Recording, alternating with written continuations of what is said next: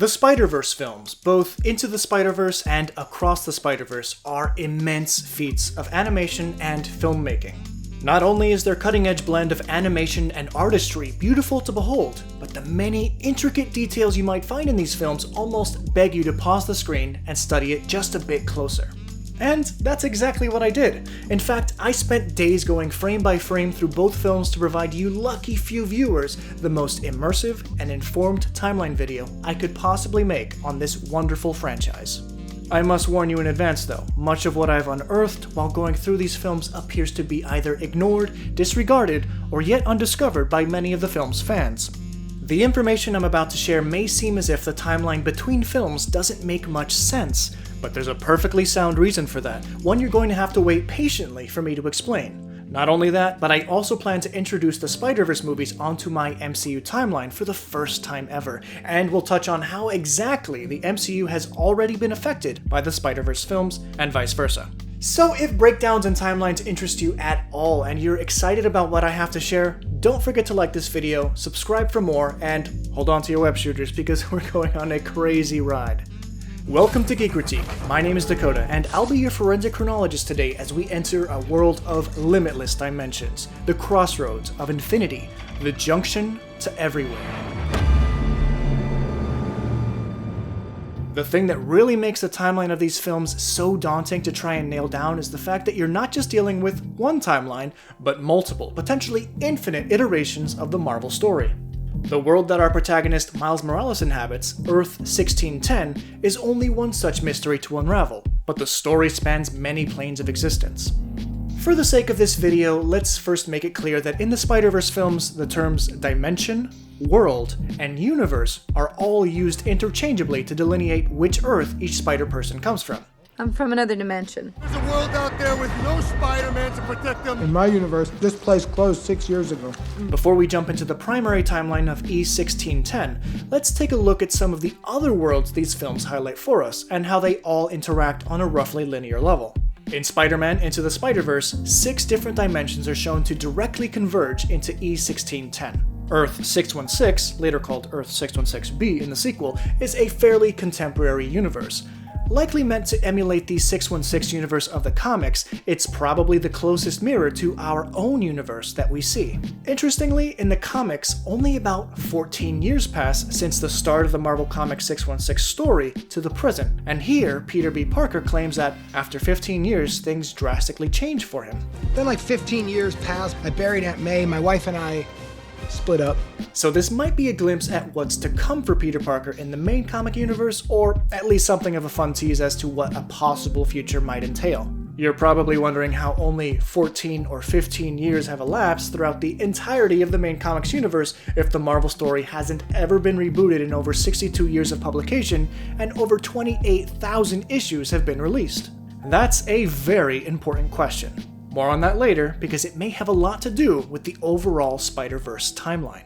Gwen's universe, E65, is far more interesting, not only because of the bright brushstroke quality of the animation, but because of the year in which this dimension takes place. We don't get too much of a glimpse into her world in the first film, but in Across the Spider-Verse, we're given an extended look. What struck me as odd at first was the uniquely grunge style that Gwen and her bandmates were dressed in, typical of 90s fashion. Couple that with the school banner suggesting that her version of Vision's Academy had sport championships won in both basketball and soccer in the year 1990, and I started to think that Earth 65 might actually take place in the 90s. If we dig a bit deeper, you'll notice an old phone booth on a city corner, something that hasn't existed in New York for decades. On top of that, note how many cell phones you see in Miles' universe, but in Gwen's, there's barely any phones in sight, especially among the kids. In fact, there's this shot where it looks like a phone was digitally removed from this guy's hand. There are 2 cell phones in this shot, and they do showcase a more modern digital camera, so this world isn't totally without its anachronisms, but it's clear we're meant to assume this world developed differently than one that we're used to. To hammer home the point that this is meant to be in the 90s, look at this concert poster dated to 1991, and note the most recent case file in the Vulture in this world is dated to May 1998. It's worth mentioning that there is a Polaroid in her room dated to November 6, 2018, which just so happens to be the very same week that several dates are showcased in the first Spider-Verse film in Miles Morales' universe. Coincidence? But if her Earth really is currently set in the 90s, and Miles' Earth is several decades later, does that suggest that when she eventually gets sucked into Miles' dimension, that she also travels through time? Well, when she finally does enter Miles' universe, she does get sent there a week before the Collider test, but there's no indication she needs to travel forward in time from her timeline to catch up with his timeline. The same is true for Spider-Man Noir and Penny Parker. In my universe, it's 1933. I'm from New York in the year 3145. If E90214 and E14512 take place in the 1930s and the 32nd centuries respectively, they make no indication that they had to travel through time to reach Miles' day and age. They essentially entered a portal that bridged each of their timelines, wherever that point in time happened to intersect. We don't know what year Pavitra's Earth 50101 takes place, but the artist took inspiration from the Indrajal comics of the 1970s, so it may be sometime in the late 20th century. We also don't know what year Spider-Ham's universe, E8311, takes place in, but it takes tropes from various real-world cartoons between the 50s and 70s, so we can surmise that the same happened to him when he was sucked in. Similarly, when they were sent back to their worlds, they each simply bridged back to their respective place on their timeline, each world moving in parallel. Our universe is in fact one of many parallel universes happening at the exact same time. Dimensional displacement, not temporal displacement. We know this because they share a common grasp on events and memories in a similar chronological fashion between universes. We saved the multiverse. You left a hole wide enough for guys like him to randomly get shot into the wrong dimension. This also means that when Miguel O'Hara's artificial intelligence predicts Miles' father is killed in a canon event, he's not getting a true glimpse into the future of Miles' timeline. He cannot perceive the future or glimpse the futures of other timelines, but because his world is far more advanced than ours, being that this dimension is likely in or around the year 2099, his algorithm can create accurate models as to when things are most likely to happen. Captain Morales is said to be killed by Spot in 2 days, when he's sworn in. That's what the model says. But while this means it doesn't necessarily have to occur in 2 days' time, it being a canon event means it presumably has to happen eventually. This also suggests that if 2 days happen on Miguel's Earth 928, that the same passage of time must also occur on Miles' Earth 1610. More proof that all of these worlds, while at different stages in their respective timelines, are happening parallel to each other. We'll get back to canon events in a moment because that's deeply important to both the Spider-Man and Marvel story. But now let's jump into Earth 1610, Miles' universe, and try to figure out the correct timeline for these two films. I say correct timeline because it's far trickier than you might expect.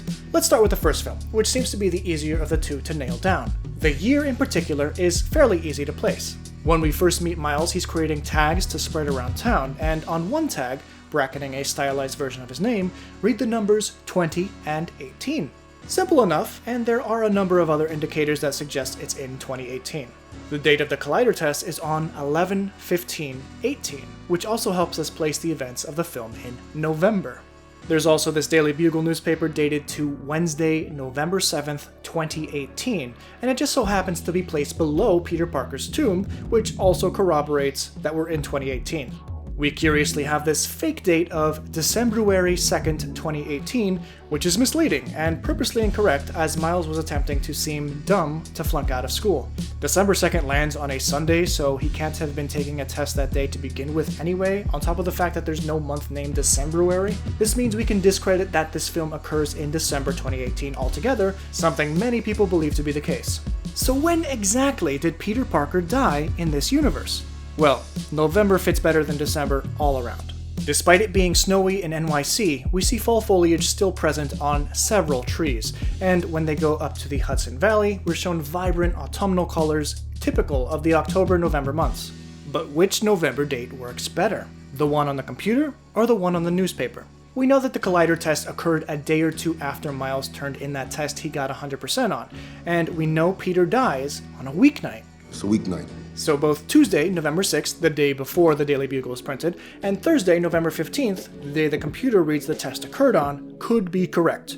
Ultimately, it's not super important, but I tend to lean in favor of Peter dying on November 15th, 2018, because if you look closely at the newspaper, it hasn't even been properly written, with placeholder lorem ipsum text populating the entire page. So that's easy to disregard. So this would mean that Miles Morales was bitten by a radioactive spider the night of November 14th, 2018, and the rest of the film probably elapses less than a week from there. Let's place the film in November 2018 on our timeline. There are plenty of other dates in the film, but ultimately they're unimportant to the web I'm attempting to weave here, so now's a good time to move along to the second film in the trilogy, Across the Spider-Verse. Trigger warning to all my fellow chronologists out there, this is about to get a lot messier before it gets better. This video's only going to get heavier from here, but if you've been able to keep up so far, give yourself a pat on the back by clicking that like button and subscribing to the channel. Actually, before we get into that second movie, I don't want to forget the short film Spider-Ham Caught in a Ham. It's short, sweet, and has some serious old cartoon vibes. You can find a link to this Spider-Ham short in the description below, but it essentially explores the adventure he's having in E8311 just before the moment when he's sucked into Miles' universe E1610. Okay, on to the second film in the trilogy. Across the Spider-Verse's timeline might seem simple enough. I was bitten by a radioactive spider, and for the last year and 4 months, I've been Brooklyn's one and only Spider-Man. So, a year and 4 months after mid-November 2018 takes us to mid-March 2020. Nothing good ever happened in mid-March 2020. And right on cue, we get our first seeming retcon early on. I know he's just a sophomore, but we want to get a jump on the college conversation. So. Hold on, if only a year and 4 months have passed since the first film in which he enters a new middle school at the start of the school year, how is he already a sophomore in high school? Into the Spider-Verse had clear signage that Vision's Academy was a middle school, not a high school, but I guess it's possible that this could be a joint middle and high school? But if that's true, why did Miles specifically ask his dad if he could return to his previous middle school from the year prior? Why can't I go back to Brooklyn Middle? I guess we're just going to have to accept that he was a freshman in the first film now, and a sophomore in this sequel, which at least fits his current age. I am 15 years old. I am basically an adult. But the retcons don't end there. Not even close.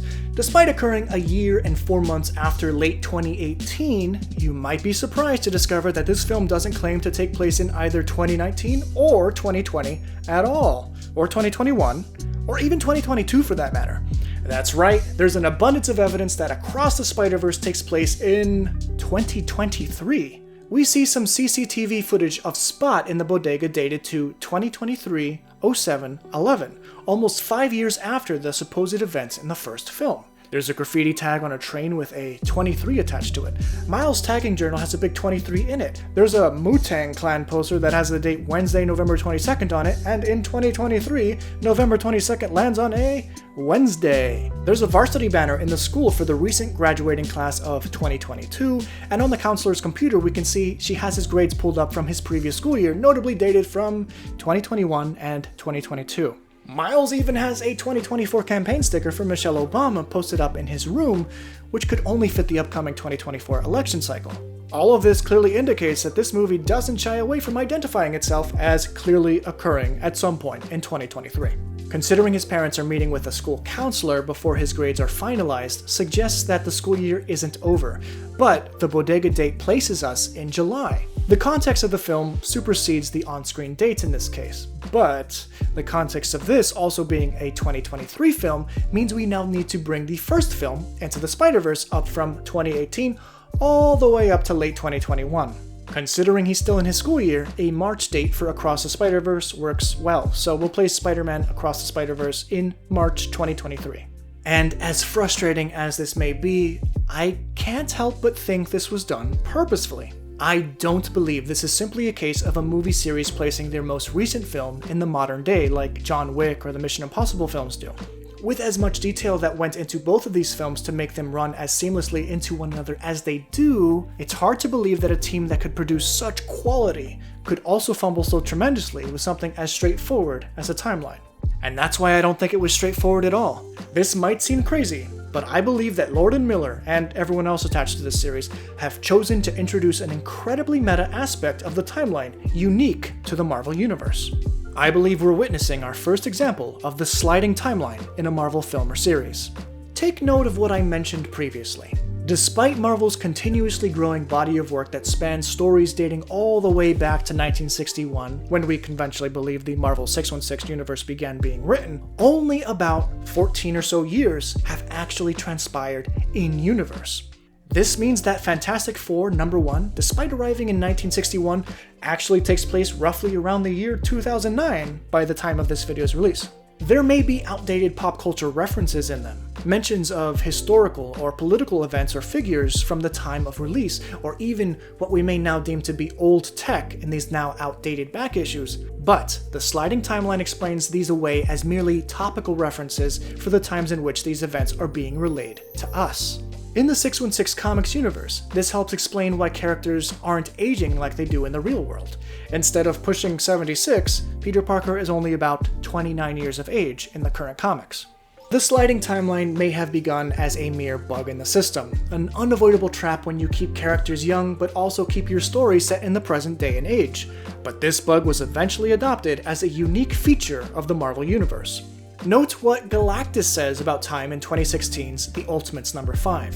Behold, space-time, the present moment, the now, hurtles from past to future along a stream of events. And events have weight. Sometimes the weight is vast, sometimes so light as to be undetectable. But some events, those with a peculiar, unique gravity, are caught by the present, dragged in its wake like planets about a sun, always just a handful of years behind. Monica Rambeau asks Galactus if this means the past changes. It shifts, slides, as does the future. And this is exactly what I believe we're now witnessing with Into the Spider-Verse sliding to meet the present-day year of 2023. The gravity of the events within Miles' universe are so great, they've effectively shifted his entire world's history forward by 3 years. Peter Parker no longer died in 2018, but in 2021. If Peter Parker of Earth 1610 claimed to have only been Spider-Man for 10 years, then why do the comics detailing his early adventures as Spider-Man in this universe look so particularly dated? The sliding timeline has never been purposely attempted in an audiovisual medium before, at least to my knowledge, so this could be another spectacular first for the Spider-Verse franchise. I guess we'll have to see how Spider-Man Beyond the Spider-Verse handles its timeline to fully confirm what we're looking at isn't some mere retcon or mistake, but the sliding timeline in action. So now we come to how exactly this trilogy is tethered to the events in the MCU. Yes, they make references to the MCU, but there's more to it than that. So much more.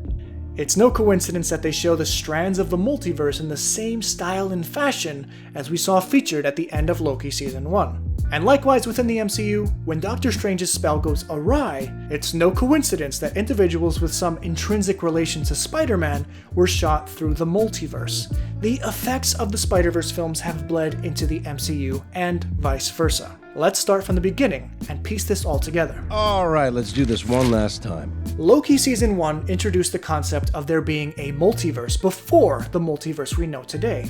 This ended in a multiversal war which caused one of Kang's variants to essentially lock the flow of time and space to one universe.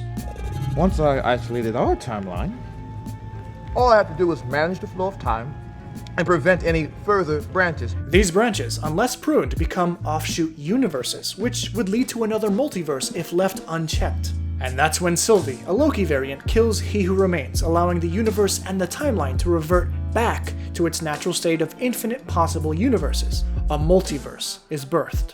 Note that in Across the Spider-Verse, the multiverse Miguel shows Miles is reminiscent of the branches of time that grew out of the sacred timeline in Loki.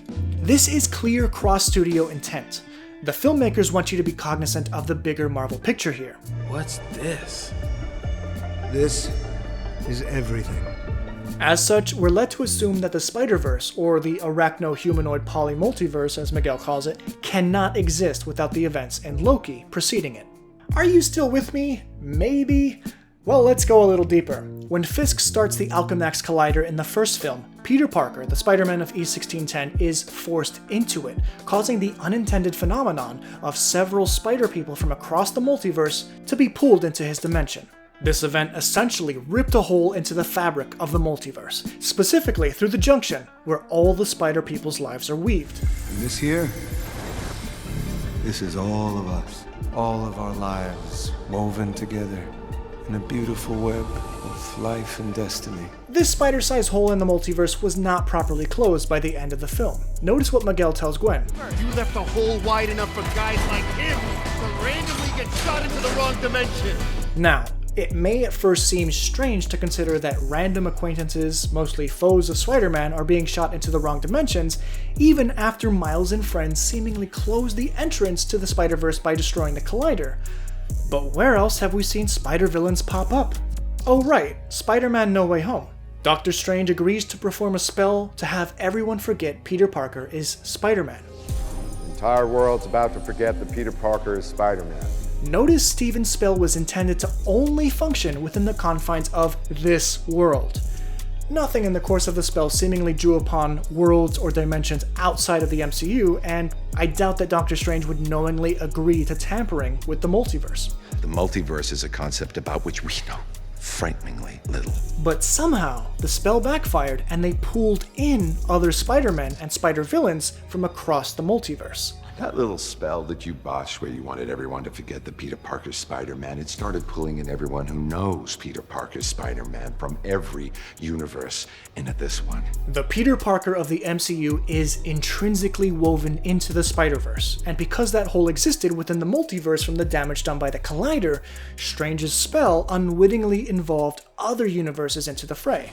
And don't even get me started on Doctor Strange and the little nerd back on Earth 1999-99. Because Doctor Strange sent these spider people and villains back to their worlds, the spell had the opposite effect, where instead of pulling these guys into the MCU, characters with some attachment to Spider-Man are now randomly being shot into other dimensions. All because of the hole in the Spider-Verse created by the Collider when Peter was forced into it. This is why we see a Da Vinci-esque Vulture get shot into Gwen's universe, and why we see the MCU's Vulture get shot into Morbius' universe. I'm not sure how I got here. Has to do with Spider-Man, I think. We even get a glimpse of the MCU's Prowler played by Donald Glover, whom we first met in Spider-Man Homecoming. But why do some people who traverse dimensions glitch while others don't? Well, the truth of the matter is these two multiversal concepts didn't originate under the same roof. The MCU didn't incorporate glitching into their extra-dimensional variants simply because it wasn't intended to bridge into the Spider-Verse.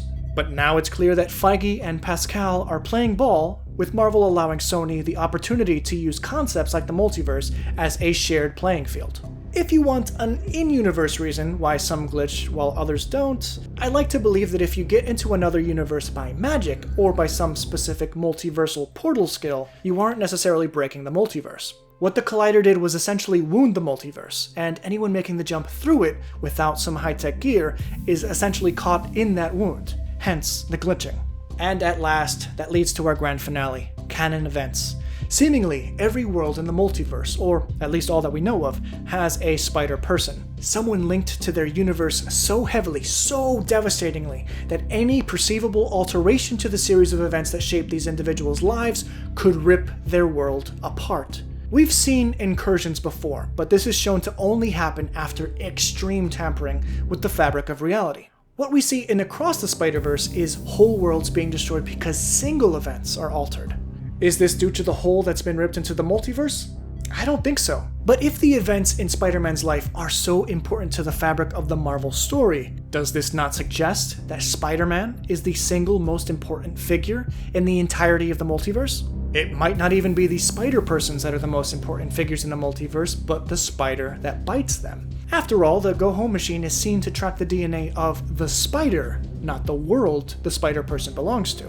I don't really have an answer to any of that, but it's food for thought. Maybe we'll touch more on that in our Beyond the Spider-Verse coverage, if it's warranted.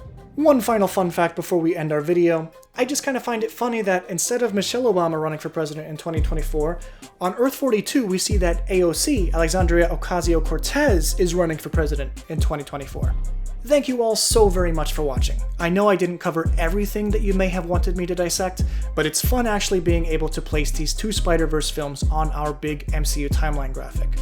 Our Patreon members can download a giant PNG of this visual timeline right now. If you're interested in downloading a copy for yourself, find a link to my Patreon where you can support my timeline work for as little as $1 a month. Please don't forget to like this video, subscribe for more, and please comment your thoughts. Very excited to hear what people think of this video. Thanks guys, long live the timeline.